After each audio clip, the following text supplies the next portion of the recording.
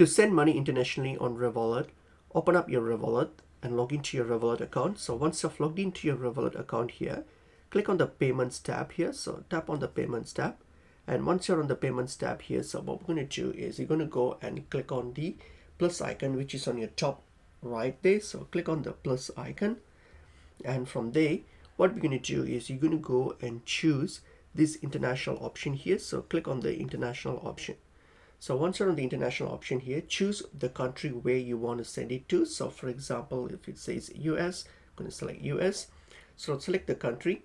And then from there, what we're going to do is you're going to go and select the amount that you wish to transfer. So for example, if it's $10 or whatever that is, just transfer that and then select the account through which account you want to select it, you want to transfer it to. So select that.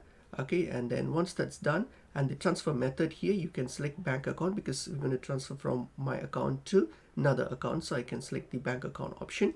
You can select that and I will get it today. You can add a reference for it if you want to. You can do that. And then now what we're going to do next is you're going to go and click on the continue option.